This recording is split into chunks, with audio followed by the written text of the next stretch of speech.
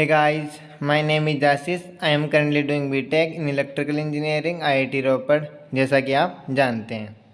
Okay, तो अपन ने जो बेसिक मैथमेटिक्स की जो मैंने सीरीज स्टार्ट की थी उसको मैंने क्या कर लिया है, कंप्लीट कर लिया है। उसको मैंने पूरा जो था मेरे लेवल पे वो कंप्लीट कर दिया है।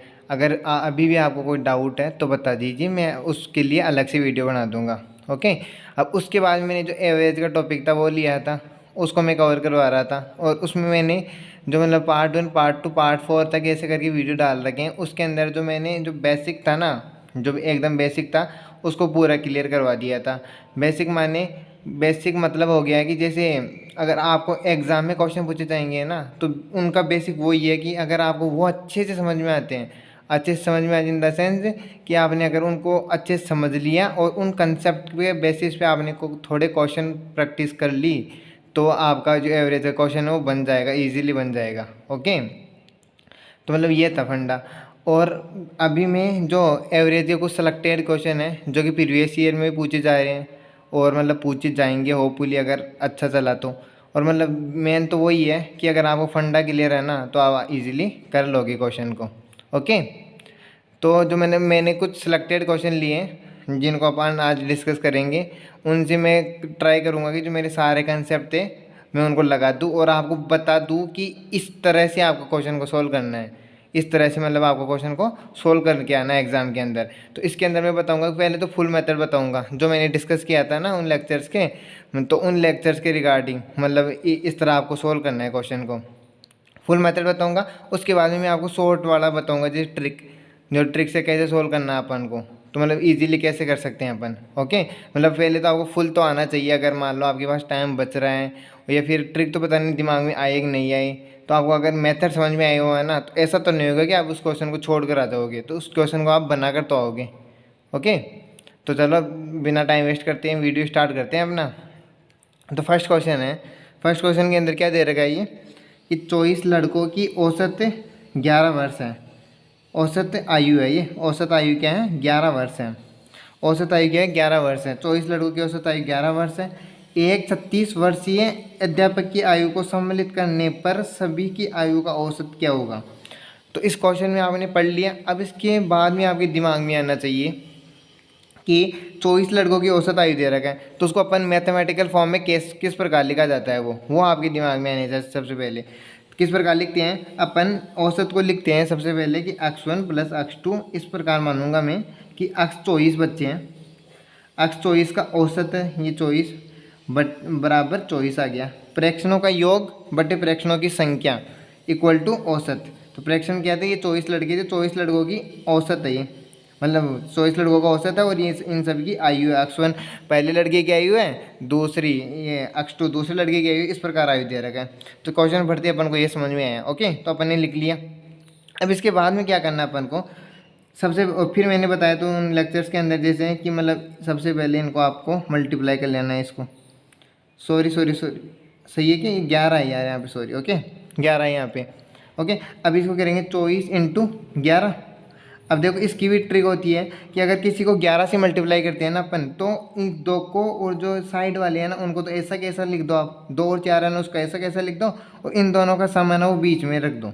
तो यही होती है मतलब ट्रिक जो आपको टाइम सेविंग करती है और आप अच्छा स्कोर कर पाते हो। तो 11 से मल्टीप्लाई करती है ना किसी को भी, तो क्या करते हैं कि 2 और 4 को साइड में रख दो और इन दोनों का सम बीच में रख दो, ये मल्टीप्लाई होकर आ जाएगा। करके देख लेना, 264 ही आएगा इसका। ओके, तो ये आ गया अपना कि x1 प्लस x2 ये कि x24 तक। ओके, x24 तक ये दे रखा मान अपन को, 264 दे रखा।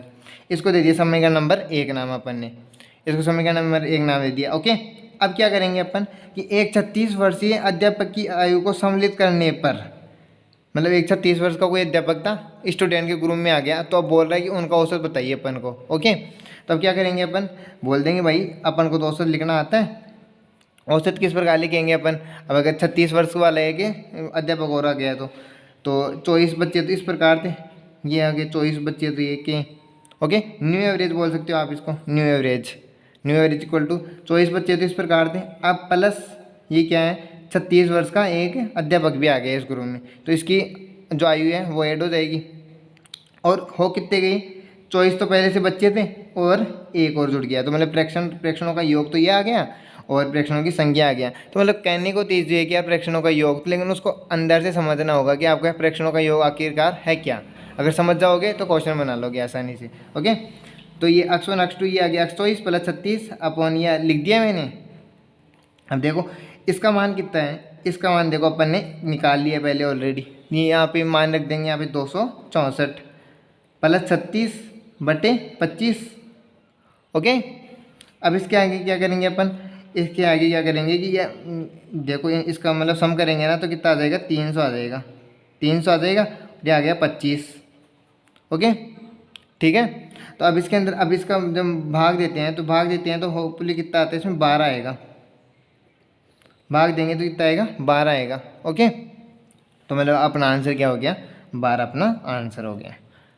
ठीक है, तो अब जैसे मैंने बताया था कि इसके अंदर कुछ ही नहीं है कि एक ग्रुप था पहले, तो ग्रुप में n बच्चे थे पहले। अब n बच्चों में एक बच्चा, मतलब एक बच्चा नहीं है यहाँ पे, अध्यापक है, एक अध्यापक को और ऐड कर दिया जाता है। अब अध्यापक को और ऐड कर दिया गया। अब ऐड करने के बाद में जो न्यू एवरेज होता है वो किस प्रकार लिखना है अपन को, तो मतलब ये 24 बच्चे थे और एक एवरेज मतलब एक अध्यापक और आ गया तो उसका और ऐड कर दिया अपन ने, और जो मतलब अब की टोटल जो प्रेक्षण थे वो कितने हो गए वो मान रख दिया, यहाँ पे इजीली आ गया देखो। तो ये मैंने होपफुली कि कौन से में पार्ट में कवर कराया था, आई थिंक जो सेकंड पार्ट था ना उसके अंदर कराया था कि एक ग्रुप है उसमें कोई 2-3 बच्चे ऐड कर दिए जाते हैं तो नई एवरेज क्या होगा, तो नई एवरेज आता है अपन के पास 12। इसका आंसर आ गया। ओके, अब आप देखो मतलब अगर आपकी प्रैक्टिस है ना तो इसको देखो ट्रिक से कैसे सोल्व करोगे, मतलब ट्रिक कितनी जल्दी हो जाएगा ये क्वेश्चन। इसको ऐसे सोल्व करेगी, 24 लड़कों की औसत आयु 11 थी। ओके, अब 24 लड़कों की औसत आयु 11 थी। अब अपन को बोला कि 36 वर्ष का एक अध्यापक और ऐड कर दिया गया इसके अंदर, तो अपन को जो मतलब आंसर आएगा वो क्या आएगा, तो अपन सीधा लिखते हैं कि 24 × 11 प्लस एक 36 वर्ष वाला और आ गया बटे ये कितना होगा, 25 हो गया। बस सीधा यहाँ पे आंसर लिख दो, इन दोनों को ऐड करेंगे तो कितना आ जाएगा। ऐड करने पर स्पीड तेज तो नहीं हो रही है ना, धीरे करते हैं चलो। 300 गया, 300/25 तो ये आ गया 12। देखो अगर आपकी प्रैक्टिस है ना तो एक ही लाइन में आंसर आ जाएगा, एक ही लाइन में आंसर आ जाएगा। और अगर आप मतलब प्रैक्टिस नहीं कर रखी तो थोड़ा टाइम लगेगा इसमें अंदर, थोड़ा टाइम भूल भी सकते हो, तो मतलब ठीक ठाक प्रैक्टिस कर जाना, आप खुद के लेवल पे भी कर लेना। ओके, मतलब 50 क्वेश्चन लगा लेना एवरेज पे तो खूब है। ओके, और इन कंसेप्टों को समझ लेना फिर तो आप इजीली क्वेश्चन बना लोगे। तो समझ में आ गया इसके अंदर कोई तो एक ग्रुप था, ग्रुप में कोई एक बच्चा और ऐड कर दिया जाता है तो उसमें नया एवरेज होता है वो किस प्रकार लिखा जाता है, तो अपन आसानी से बता सकते हैं। ओके, हो गया ये क्वेश्चन सॉल्व, समझ में आ गया सबको। ओके, चलो फिर आगे बढ़ते हैं। अब सेकेंड क्वेश्चन है अपना। अब देखो सेकेंड क्वेश्चन है, मतलब आप क्वेश्चन पढ़ते जाओ और उस हिसाब से लिखते जाओ कि क्वेश्चन क्या क्या रिक्वायरमेंट है क्वेश्चन की, तो वो लिखते जाओ और आसानी से मतलब क्वेश्चन होते जाएंगे। तो अब देखो 6 मित्रों के समूह की औसत आयु 36 वर्ष है। ओके, यदि इनमें से एक मित्र की आयु 31 वर्ष है तो शेष मित्रों की आयु का औसत बताना है अपन को। ओके, मतलब 6 मित्रों की औसत आयु, सबसे पहले क्वेश्चन को देखते ही लिखना है कि भाई अपन को कि 6 जनों की अगर 6 जने आ जाते हैं तो उनके अंदर उनका औसत किस प्रकार लिखा जाता है, तो x6/6 अपॉन ये आ गया इक्वल टू 36 आ गया। ओके, अब इसको मल्टीप्लाई करेंगे कि x1 + x2 ये आ गया x6, 36 को 6 से मल्टीप्लाई करते हैं तो कितने आते हैं, 36 मतलब 6 का क्यूब हो गया ना तो 216 आ गया।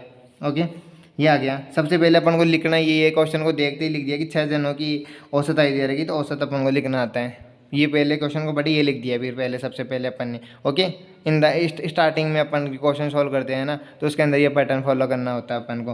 ओके, अब आगे बढ़ते हैं। यदि इनमें से एक मित्र की आयु 31 वर्ष है, एक मित्र की आयु कितनी है, 31 वर्ष है, तो शेष मित्रों की आयु का औसत बताना है अपन को।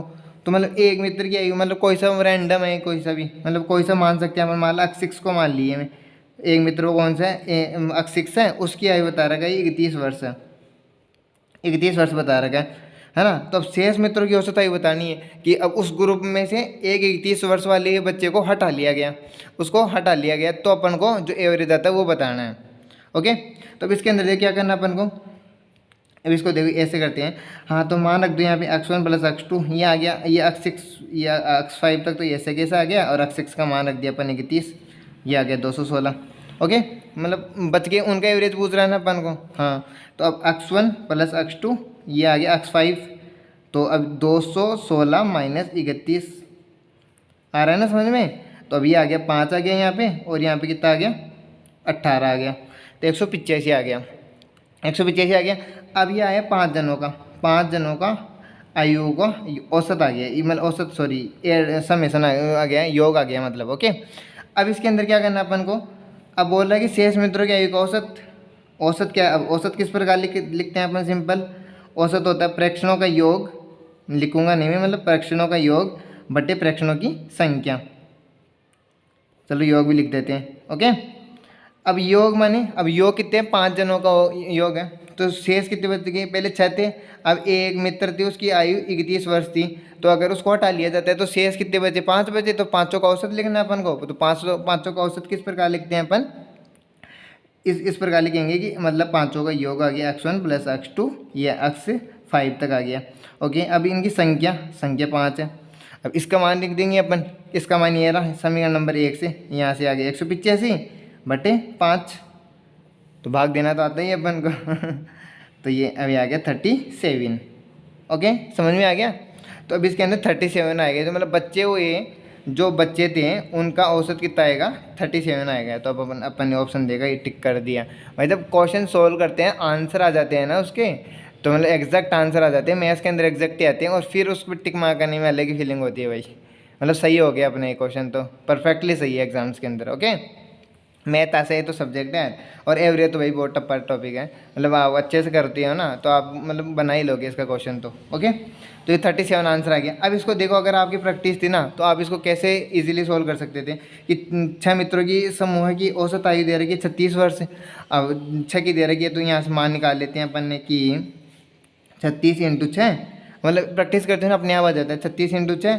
अब कौन से मित्र को हटा रहा है, 31 वाले को हटा रहा है जिसकी आयु 31 है, और बटे अब 6 में से एक चला गया तो 5 बच गए, तो यहाँ पे वही जो मतलब 216 माइनस 31 बटे 5। ओके, अभी अब क्या करेंगे अपन, तो अभी इसका मतलब 185 बटे 5 और बराबर 37। मतलब ये तो मैं क्यों बता रहा हूँ आपको, मतलब ये तो मैं समझाने के लिए बता रहा हूँ यार, कोई भी बच्चा है किसी भी लेवल का बच्चा है तो उसको मतलब ऐसे समझाऊंगा तो उसको समझ में आ जाएगा। लेकिन अगर आपकी प्रैक्टिस हो गई ना तो आप बस ये लिखोगे, ये ध्यान रखना, आप ये लिखोगे अगर प्रैक्टिस करके गए तो।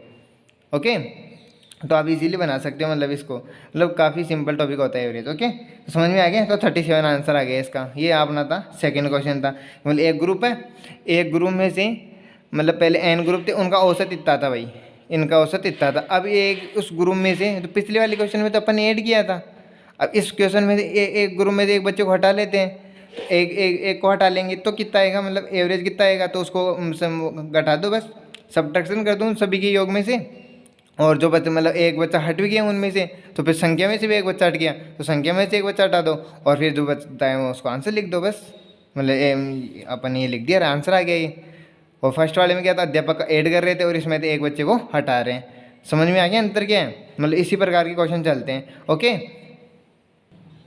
तो अगला क्वेश्चन क्या है अपना, अगला क्वेश्चन है कि 5 धनात्मक पूर्णांकों का औसत 385 है। ओके, पहले दो पूर्णांकों का औसत 488.5 है तथा अंतिम दो पूर्णांकों का औसत 152 है, तो तीसरा पूर्णांक बताना अपन को। तो ये क्वेश्चन है। तब इसमें अब सबसे पहले क्या करेंगे अपन, क्वेश्चन देके पढ़े इसको समझे और फिर अपन क्या लिखेंगे। देखो कि भाई 5 धनात्मक पूर्णांकों का औसत है, तो बता रहा क्या भाई सर ने कि 5 धनात्मक पूर्णांकों का औसत, सबसे पहले क्वेश्चन पढ़ो उसको लिख दो ऐसे कैसे, 5 धनात्मक पूर्णांकों का औसत 385 है, ये लिख दिया। अब इसको मल्टीप्लाई करना, हर बार मल्टीप्लाई करते हैं अपन, मतलब क्वेश्चन करोगे तो हो जाएगा, मतलब मैं बार बार ये बोल रहा हूँ कि अगर प्रैक्टिस करोगे ना तो इजीली हो जाएगा। ओके, 25 हो गया, ये 2 हाथ से लग गई, और 2 ये आ गया, 4 आ गया, अब ये कितना आ गया 19 हो गया, तो आ गया 1925। ओके, 1925 आ गया ये, तो मतलब ये आ गया x1 प्लस x2, ये आ गया x5 तक। ओके, समझ में आ गया ये, समझने की यही बात है, इसके अंदर तो लिखना है सिंपल। ओके, अब क्या है कि पहले दो पूर्णांकों का औसत ये है, अब दो पूर्णांकों का औसत है, पहले दो मतलब x1 x2 का बोल रहा है, तो x1 प्लस x2 बटे 2 बराबर है, औसत कितना दे रखा है 488.5। ओके, अब x1 plus x2 equal to, इसको 2 से मल्टीप्लाई कर देंगे। ओके, अब क्या करेंगे, या इसको मल्टीप्लाई करेंगे तो कितना गया 7 7 और ये कितना आ गया 9 आ गया। ओके, x1 + x2 = ये आ गया, इतना आ गया। ये आ गया अपना समीकरण नंबर 1, ये आ गया अपना समीकरण नंबर 2। सही है ना। मतलब आप बस जोड़ बाकी देख लेना कि आपने जो किया है वो सही किया है, और तो बाकी तो सब सही करोगे आप, है ना। अब वो अब तो वो अंतिम दो पूर्णांक होने x4 और x5 अंतिम दो पूर्णांक। ओके, तो x4 + x5 / 2 = 152 आ गया। इसी की तरह तो x4 + x5 = कितना आ गया 304 आ गया। ये आ गया अपना समीकरण नंबर 3 आ गया। समीकरण नंबर 3 आ गया। अब क्या करना, अपन को पूछ रखा है कि तीसरा पूर्णांक बताइए साहब, हमें तो तीसरा पूर्णांक बताइए जो x3 है ना, उसका मान बताइए हमें तो भाई बताते हैं, बताते हैं कि तीसरा पूर्णांक पूछ रहे हैं। अब तीसरा पूर्णांक पूछ रहा है तो x3 का मान निकालना है, और 3 समीकरण आए हैं तो इन तीनों समीकरणों से ही सोल्व होगा, ये तो मैं बता देता हूँ आपको। ओके, तो अब इसके अंदर देखो क्या करते हैं। जो फर्स्ट समीकरण था, फर्स्ट समीकरण बेसिकली ये है कि x3 + x4 यही है, दिख रहा है ना। हाँ, तो अब x1 + x2 का मान तो देखो समीकरण नंबर 2 से आ गया कि 977 है, 977 है। और ये x4 + x5 का मान यहाँ से आ गया, यहाँ पे रख देते हैं, और फिर जो बच गया तो x3 आ गया, उसका वैल्यू आ जाएगी। तो मान रखते हैं, देखो इसके अंदर मान रखते हैं अपन, दिख रहा है। और अब इसके अंदर मान रखेंगे 977 + x3 + 304 = 1925। ये आ गया समझ में। मान रखें इसमें सिंपल है तो, है ना। अब इसके में क्या है, बस इन दोनों का ऐड कर लो या फिर ऐसा कर लो। चलो ऐड ही कर लेते हैं पहले। कितना आ गया, ये 11 हो गया, 11 हो गया, ये 8 हो गया, और ये 12 हो गया। तो 1281 = 1925। अब x3 = 1925 - 1281 = कितना आ गया 446। तो ये आ गया x3 का मान आ गया अपना। ओके, तो x3 का मतलब सिंपल देखो, इसमें अपन ने किया क्या, एकदम कुछ भी नहीं लगाया, सिंपल जो जिसको एवरेज लिखना आता है ना, वो इस क्वेश्चन को बनाकर आ जाएगा इजीली। कि अपन ने दे रखा था कि 5 धनात्मक पूर्णांकों का औसत 385 है, तो 5 धनात्मक पूर्णांकों का औसत लिख दिए कि भाई 385, इस प्रकार लिख दिए, 385 आ गया।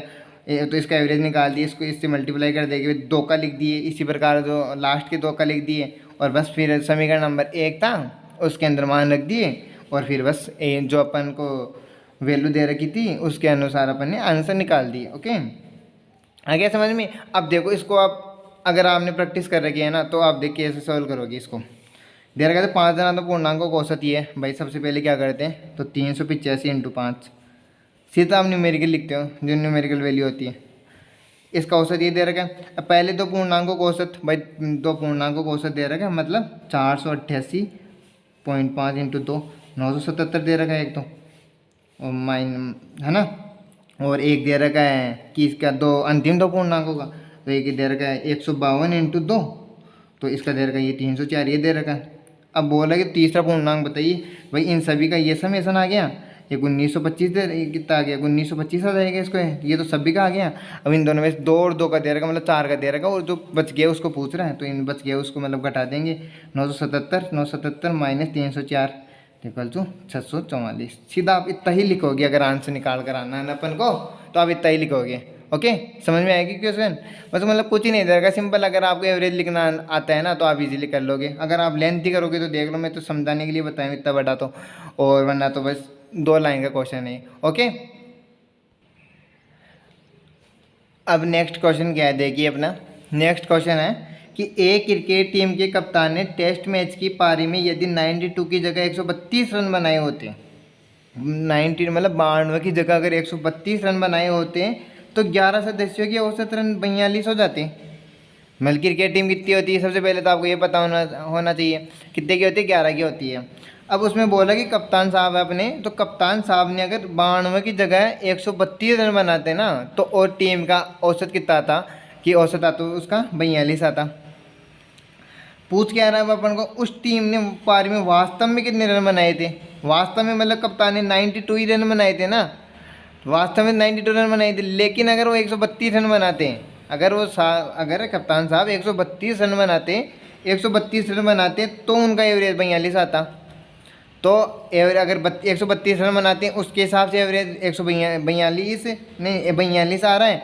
तो अपन को जो वास्तव में रन बनाएंगे ना, जो वास्तव में रन बनाएंगे वो बताने अपन को।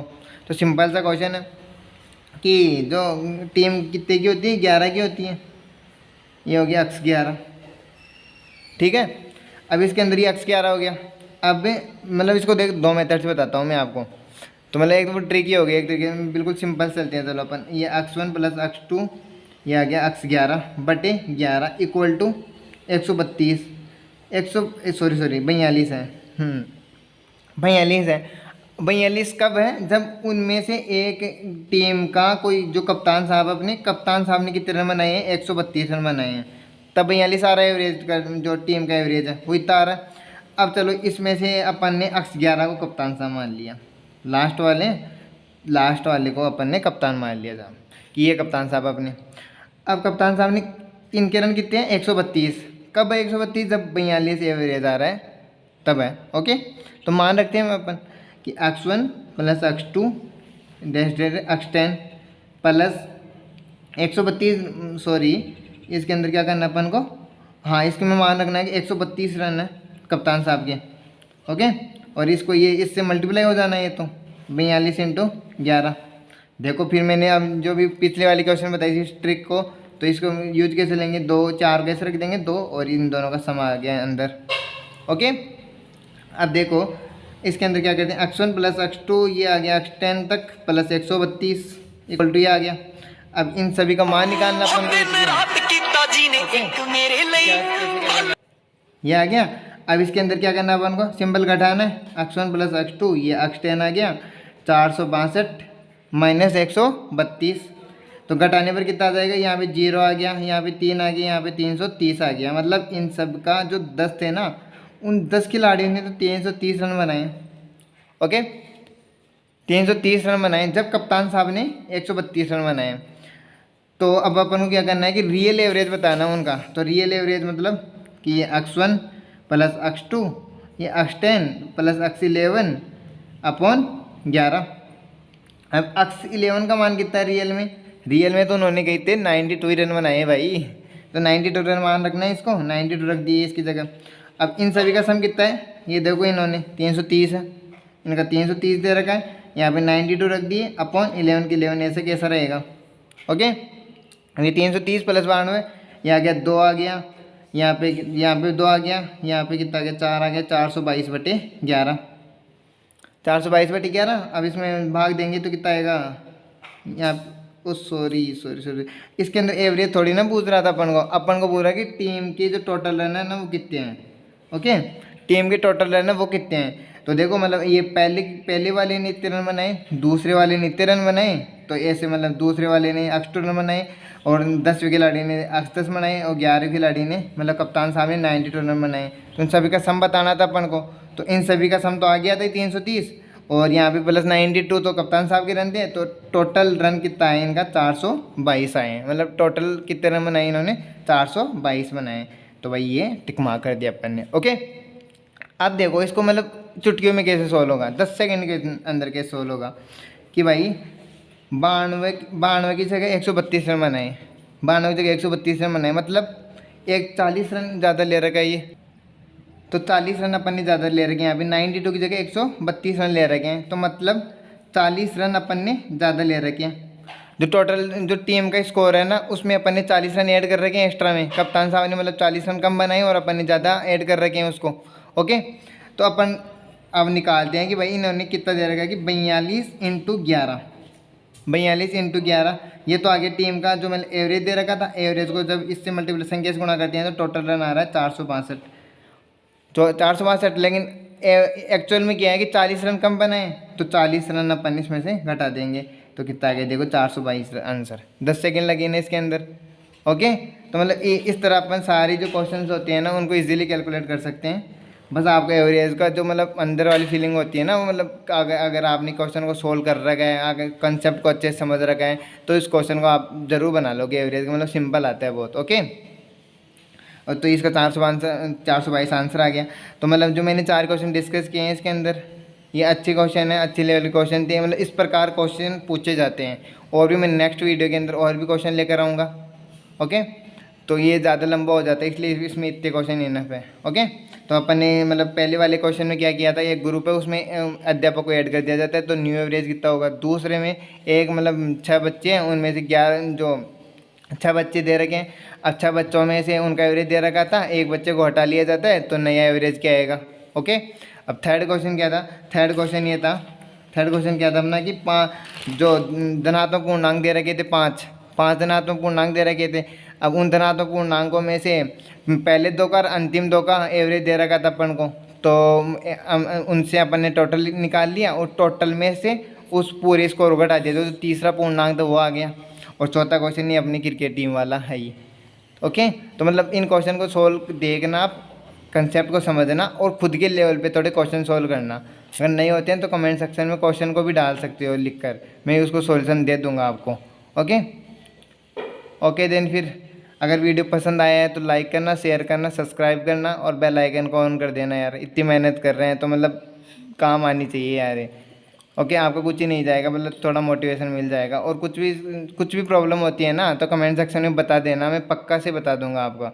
अगर उस क्वेश्चन के लिए अलग से वीडियो बना कर दे दूंगा मैं आपको। ओके, लिंक करना आपको पड़ेगा थोड़ा। ओके ओके, देन फिर bye bye, take care, see you.